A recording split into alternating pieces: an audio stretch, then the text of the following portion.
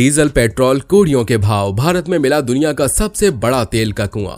दोस्तों, ये तो हमें बताने की जरूरत नहीं है कि कैसे आए दिन पेट्रोल डीजल को लेकर उठापटक होती है और इसीलिए हाय तौबा भी मची रहती है। क्या आपने कभी सोचा है कि आखिर ये पेट्रोल डीजल आते कहां से हैं?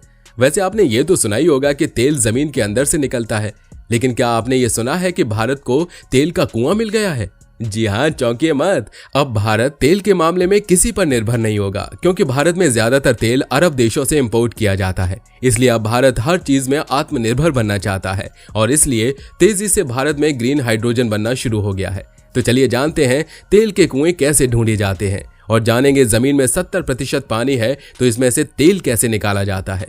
और अब तेल का कुआं मिलने से पेट्रोल, डीजल, कोड़ी के भाव बिकना शुरू हो जाएगा। जानने के लिए वीडियो को बिना स्किप किए एंड तक देखिएगा। दोस्तों, यूक्रेन और रूस के बीच चल रही जंग से पहले तमाम देश ऊर्जा के ऐसे वैकल्पिक और साफ स्रोत तलाशने में लगे थे जो जीवाश्म ईंधन जितने अविश्वसनीय और सस्ते हों। मगर इस जंग के बाद जब रूस से आयातित ऊर्जा की सप्लाई रुक गई, तब तमाम देशों के बीच इस बात की दौड़ शुरू हो गई कि कौन सबसे पहले अपने लिए ऊर्जा सुरक्षा सुनिश्चित कर पाएगा। भले ही भारत पर इस जंग का खास असर नहीं पड़ा, मगर अपनी दूरगामी सोच के चलते भारत ने एनर्जी सिक्योरिटी के इस दौड़ में शामिल होने का फैसला लिया। दौड़ में जीतने के लिए सोलर और विंड काफी सरल और सुगम लगते हैं, मगर उन्हें लगातार नहीं उपलब्ध किया जा सकता और ये एक बड़ी चुनौती है। न्यूक्लियर एनर्जी भी एक विकल्प है, मगर उसकी कीमत एक भारी चुनौती है। और इलेक्ट्रिक व्हीकल भले ही चर्चित होते जा रहे हैं, उपयोग के मामले में वो अब भी अपने पेट्रोल और डीजल विकल्पों जितने सुगम नहीं है।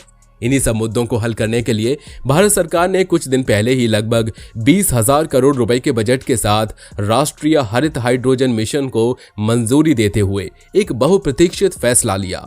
इस मिशन का उद्देश्य हाइड्रोजन के उत्पादन में घरेलू क्षमताओं का विकास करना है। ये एक ऐसा तत्व है जो वैसे तो प्रकृति में आसानी से उपलब्ध है, लेकिन अपने शुद्ध और मौलिक रूप में शायद ही कभी पाया जाता है। आइए समझें इस पूरे मिशन को और इससे जुड़े कुछ पहलुओं को। क्या है ग्रीन हाइड्रोजन? ग्रीन हाइड्रोजन पानी की इलेक्ट्रोलिसिस से मिली वो हाइड्रोजन है जिसे बनाने में विंड या सोलर जैसे रिन्यूएबल सोर्सेज से बनी बिजली का उपयोग किया गया हो। प्रति यूनिट वजन के लिहाज से हाइड्रोजन में ज्यादा एनर्जी होती है, इसी वजह से ये क्लीन एनर्जी का एक शानदार स्रोत है। इसकी यही खूबी इसे ट्रांसपोर्ट, फर्टिलाइजर और स्टील उत्पादन जैसे ऊर्जा गहन उद्योगों में उपयोगी बनाती है। ग्रीन हाइड्रोजन ही क्यों? ग्रीन हाइड्रोजन को एक टिकाऊ ऊर्जा स्रोत माना जाता है क्योंकि इससे एमिशन शून्य के करीब है और ये जीवाश्म ईंधन पर निर्भरता को कम करने में मदद कर सकता है। दुनिया के कई देश अपनी ऊर्जा सुरक्षा बढ़ाने और कार्बन एमिशन को कम करने के साधन के रूप में ग्रीन हाइड्रोजन क्षमता विकसित करने के लिए कोशिश कर रहे हैं। ग्रीन हाइड्रोजन में निवेश को बढ़ावा देने के लिए क्या है भारत की नीति? भारत सरकार ने ग्रीन हाइड्रोजन और इलेक्ट्रोलाइजर के विकास का समर्थन करने के लिए 19,744 करोड़ रुपए के बजट की घोषणा की, जिसमें 17,490 करोड़ रुपए उत्पादन से जुड़ी प्रोत्साहन योजनाओं के माध्यम से प्रोत्साहन स्कीमों के रूप में और 1,466 करोड़ रुपए पायलट प्रोजेक्ट्स के लिए चिन्हित किए गए हैं। इसके साथ ही अनुसंधान और विकास के लिए 400 करोड़ रुपए और अन्य मिशन घटकों के लिए 388 करोड़ रुपए आवंटित किए गए हैं। नवीन और नवीकरण ऊर्जा मंत्रालय इन कार्यक्रमों के कार्यान्वयन के लिए दिशा निर्देश विकसित करेगा। सरकार ग्रीन हाइड्रोजन उत्पादन में निवेश को प्रोत्साहित करने के लिए छोटी अवधि के लिए इलेक्ट्रोलाइजर पर आयात शुल्क माफ करने पर भी विचार कर रही है। भारत सरकार ने बीते 4 जनवरी को 2030 तक 50 lakh ton green hydrogen production का टारगेट तय किया है। इसके लिए 19,744 करोड़ रुपए की मंजूरी भी मिल गई है। इससे वाराणसी और आसपास के क्षेत्रों में ग्रीन हाइड्रोजन की इंडस्ट्री लगने की उम्मीदों को बल मिलने लगा है। वहीं वैज्ञानिकों ने बताया है कि कैसे हम अगले 7 साल में इस 50 लाख टन हाइड्रोजन उत्पादन के टारगेट को अचीव कर सकते हैं। साथ ही हाइड्रोजन एनर्जी से पब्लिक के लिए कितना किफायती होने जा रहा है। सबसे पहले बात करते हैं पब्लिक के लिए सबसे बड़ी सुविधा क्या होगी। IIT BHU के हाइड्रोजन वैज्ञानिक डॉक्टर प्रीतम सिंह का दावा है कि 1 लीटर पेट्रोल के बराबर एनर्जी का ग्रीन हाइड्रोजन 25 रुपए कम में ही मिल जाएगा। उन्होंने मिर्जापुर के सातेशगढ़ में बीजल ग्रीन एनर्जी नाम से यह पायलट प्लांट बनाया है। डॉक्टर सिंह ने कहा है कि 1 लीटर पेट्रोल 105 रुपए में मिलता है। इसमें 3.54 मेगा जूल एनर्जी मिलती है।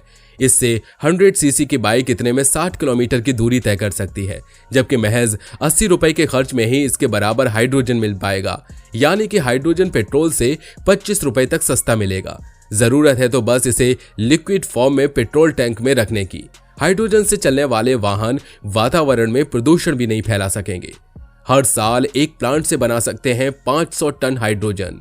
डॉक्टर सिंह का कहना है कि पूर्वांचल में पायलट प्रोजेक्ट के तौर पर कई प्लांट खोले जा सकते हैं। यहाँ एक प्लांट हर साल 500 टन तक हाइड्रोजन उत्पादन कर सकते हैं। दूध की ही तर्ज पर यहाँ के किसान अपने फसलों के बचे अवशेषों को इकट्ठा कर एक कोऑपरेटिव बनाकर हाइड्रोजन उत्पादन कर सकते हैं। तकनीकी सहायता हम उपलब्ध कराएंगे। एक डेमोन्स्ट्रेशन में 60,000 रुपए का खर्च आता है। डॉक्टर सिंह ने कहा कि इस मिशन के बाद पूर्वांचल में ग्रीन एनर्जी को लेकर कवायद तेज होगी। यहाँ पर हमें फसलों के अवशेष से हाइड्रोजन तैयार करने में सफलता मिली है। सरकार अब हाइड्रोजन के स्टोरेज और ट्रांसपोर्ट को लेकर अपना ध्यान लगाए। फिलहाल इस समय बिना किसी संसाधन या सरकारी सहायता के हम मिर्जापुर में रोज आधा टन ग्रीन हाइड्रोजन बना रहे हैं। हर दिन 1 से 5 टन ग्रीन हाइड्रोजन उत्पादन वाले पायलट प्लांट बनाने का खर्च 100 करोड़ रुपए आएगा। डॉक्टर प्रीतम ने बताया कि किसान अपने अनाज लेने के बाद जिन फसल अवशेषों पराली, पुआल, गेहूं, गन्ने का छिलकों को जला देते थे, उनका अब हाइड्रोजन के उत्पादन में इस्तेमाल होगा। इससे 99.99% तक शुद्ध हाइड्रोजन बन रहा है। ये इतना पावरफुल है कि सैटेलाइट लॉन्च व्हीकल या रॉकेट तक के इंजन में इस्तेमाल हो सकता है। ये कंपनियां बनाएंगी हाइड्रोजन। भारत की जितनी बड़ी सरकारी कंपनियां जैसे Bharat petroleum, Indian oil, ONGC और NTPC इस दिशा में आगे बढ़ गई हैं। प्राइवेट कंपनियों में टाटा, रिलायंस, अडानी जैसी कंपनियां भी निवेश शुरू कर चुकी हैं। IIT और देश की बड़ी बड़ी रिसर्च कंपनियां हाइड्रोजन एनर्जी के शोध में लग चुकी हैं। साल 2047 यानी कि भारत की आजादी की शताब्दी पर देश को ऊर्जा के क्षेत्र में आत्मनिर्भर बनाने का लक्ष्य रखा गया है। देश में बड़े पैमाने पर ग्रीन हाइड्रोजन के निर्माण के साथ इसके निर्यात की भी योजना है। कैसे काम करेगी हाइड्रोजन गैस? इसके लिए गाड़ियों में फ्यूल सेल लगेंगे। फ्यूल सेल को बैटरी मान सकते हैं, जिसमें कैथोड और एनोड नाम के इलेक्ट्रोड लगे होते हैं। इन इलेक्ट्रोड के माध्यम से रासायनिक प्रतिक्रिया होती है और इसी से ऊर्जा पैदा की जाती है। दरअसल फ्यूल सेल ही हाइड्रोजन गैस की खपत करेंगे और ऊर्जा देंगे। अंत में अवशेष के रूप में पानी बचेगा। इसमें धुआं निकलने की गुंजाइश बिल्कुल नहीं है। हाइड्रोजन गैस को पैदा करने के लिए प्राकृतिक गैस, आणविक ऊर्जा, बायोमास, सोलर और वायु ऊर्जा का इस्तेमाल किया जाएगा। इस ऊर्जा को कार और बड़ी गाड़ियों में लगा सकते हैं। घरों में भी बिजली के रूप में इसका इस्तेमाल हो सकता है। अब आपको बताते हैं कि जमीन के नीचे तेल और गैस के भंडार कैसे खोजे जाते हैं। तो दोस्तों, तेल एवं गैस शोध के कार्य के दौरान लगभग 200 फीट तक बोरिंग की जाती है और कम से कम 2.5 किलोग्राम का बम या डायनामाइट नीचे डालकर विस्फोट कराया जाता है। इसकी धमक से 10 किलोमीटर क्षेत्र की जमीन कांप जाती है।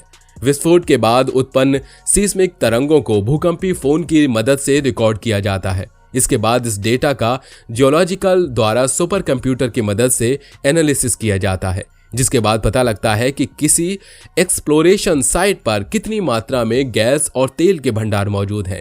इसके बाद उस जगह पर कच्चे तेल और गैस के खदाने यानी कुएं खोदे जाते हैं। पानी के नीचे या नदी समुद्र के बीच में तेल और गैस भंडारों का पता कैसे लगाया जाता है? जमीन के नीचे तेल और गैस के भंडारों का पता लगाने की विधि को सीस्मिक एक्सप्लोरेशन कहा जाता है। इस तकनीक की सहायता से तेल और गैस विवरण की शुरुआत 1859 के बाद शुरू हुई थी। इस विधि में समुद्री जहाज की मदद से पानी के अंदर सीस्मिक वेव चले जाते हैं। वे पानी के अंदर विभिन्न प्रकार के पदार्थ जैसे चट्टान, तेल और गैस के भंडार से टकरा जाते हैं और जहाज में लगे सीस्मोमीटर हाइड्रोफोन से टकरा जाते हैं। इस सूचना को समेकन के रूप में लिया जाता है और भूवैज्ञानिक इस डेटा का विश्लेषण कर सुपर कंप्यूटर की सहायता से करते हैं, जिसके बाद वे निष्कर्ष निकालते हैं कि किस स्थान पर कितनी मात्रा में गैस और तेल के भंडार मौजूद हैं। बस उसी जगह पर तेल और गैस को निकालने की प्रक्रिया शुरू की गई है। अब ये देखना बाकी है कि क्या भारत वास्तव में ग्रीन हाइड्रोजन के माध्यम से वांछित एनर्जी सिक्योरिटी प्राप्त करता है या ये पहल बस एक अच्छी शुरुआत बनकर रह जाती है। लेकिन अगर भारत को वांछित सफलता मिल गई तो यकीनन पेट्रोल डीजल की दुकान बंद कर देगा ये ग्रीन हाइड्रोजन। दोस्तों, आज की वीडियो में बस इतना ही। उम्मीद है कि इस वीडियो में बताई गई सारी जानकारी आपको पसंद आई होगी। इसलिए ऐसे ही रोचक जानकारियों को जानने के लिए वीडियो को लाइक और चैनल को सब्सक्राइब करना बिल्कुल मत भूलिए।